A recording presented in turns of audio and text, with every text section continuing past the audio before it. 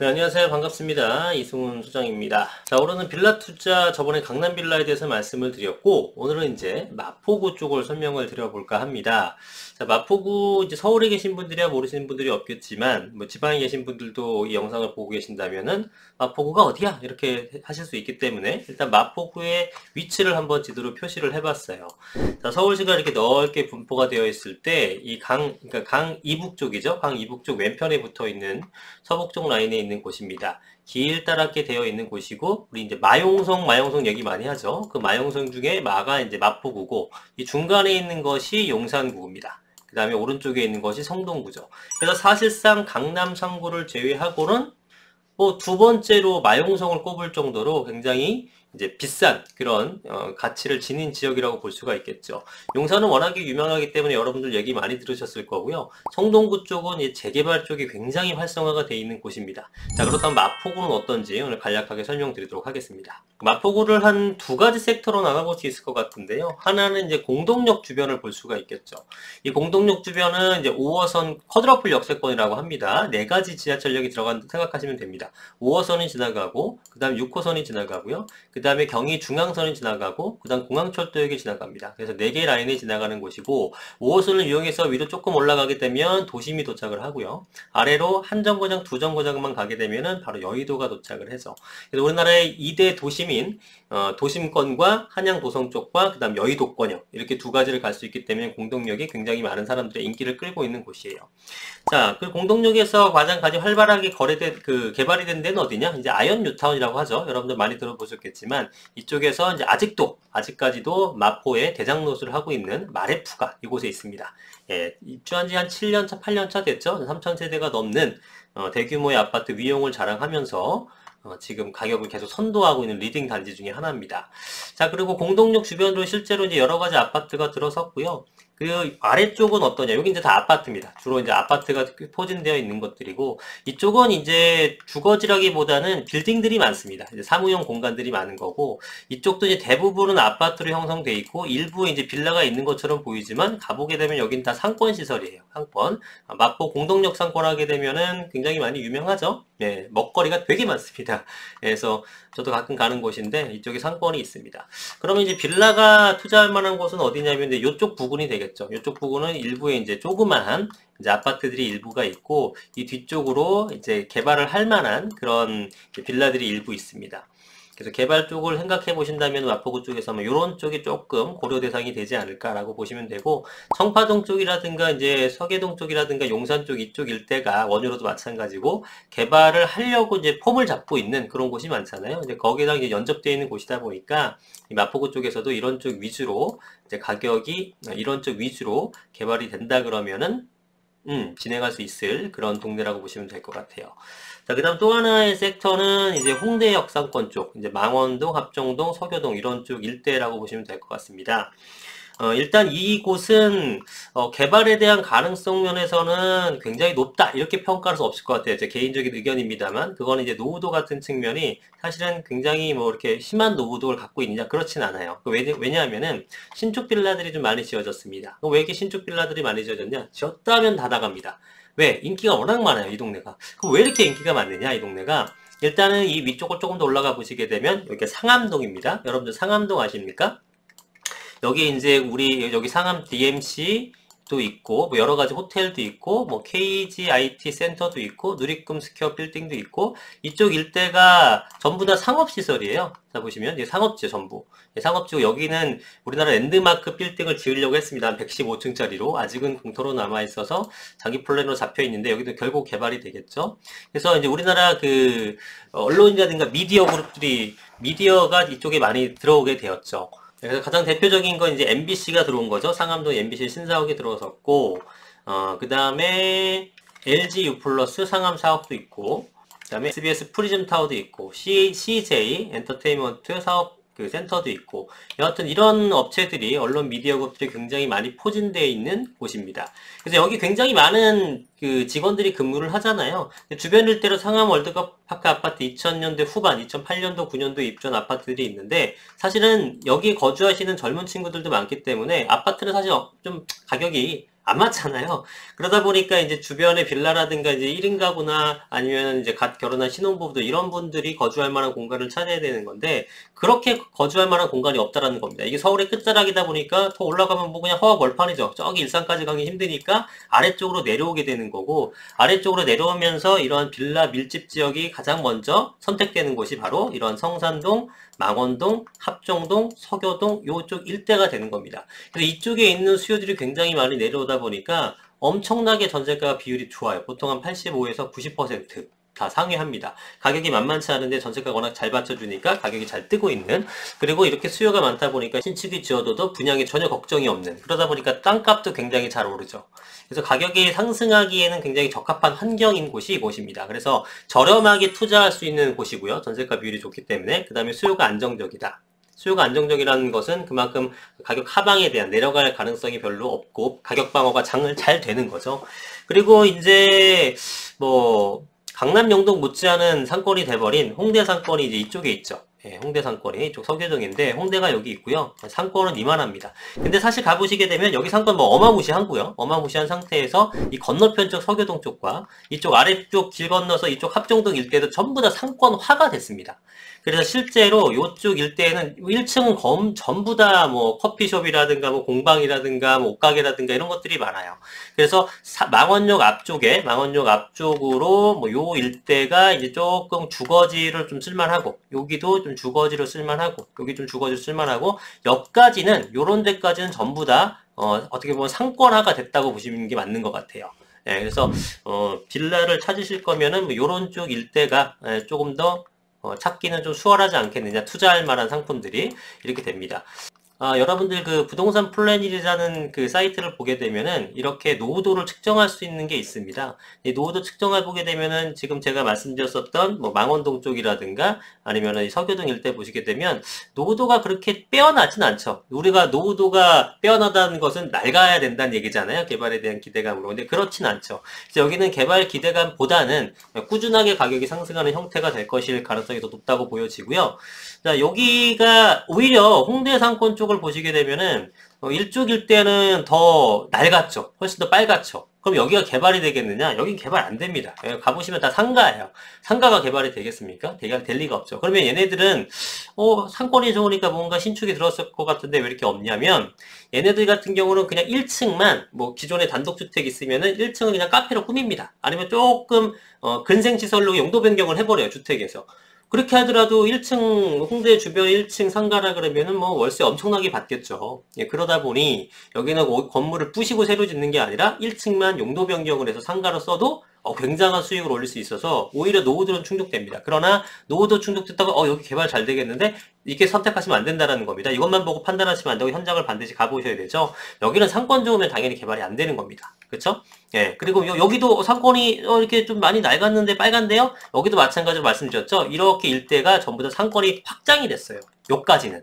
예, 그래서 여기도 제가 볼 땐 가능성은 거의 없다. 그러면은, 요 아래쪽은, 여기 굉장히 빨가네요. 예, 빨갛다. 그럼 여기가 개발이 되겠느냐? 여기도 개발이 될 수는 있는데, 이론적으로는 쉽지는 않다고 보는 게, 여기는 57번지 일대라고 해서 망원 시장이 있는 곳입니다. 여러분, 시장 재개발 가능한 사례가 없진 않지만, 뭐 거의 힘들죠. 예, 시장 상인들하고 이제 해가지고 뭔가 개발한다는 거 쉬운 일이 아니기 때문에, 예, 좀 어렵다고 보여지죠.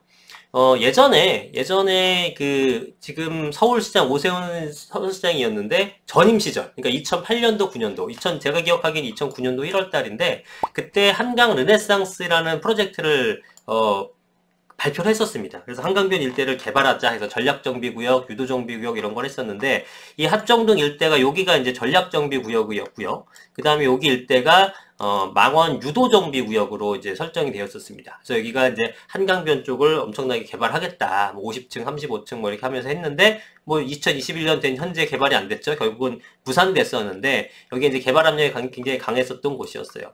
그 다음에 이거 아십니까? 여기가 이제 뭐냐면은, 서울 화력발전소라고 보통 표현하죠. 정식 명칭은 아니지만 이 당연히 발전소라고도 하고요. 여기가 이제 공원화가 됩니다. 지상 공원화가 되고 그럼 발전소 어디 가느냐? 원래 저쪽 일산 쪽으로 보내려고 했는데 일산에서 가만히 있겠습니까? 당연히 맞기 싫죠. 그래서 최종적으로는 여기 지화가 되고 그 위에다 이제 공원을 만들었습니다. 그래서 지금 공원이 지금 운영되고 있어요. 한번 놀러 가보시면 좋을 것 같고 어쨌든 환경적으로는 좀 발전소보다 당연히 공원이 낫잖아요. 지하에 비록 있다고 하더라도. 이쪽 일대도 환경이 되게 좋아졌다 생각하시면 될 것 같고요.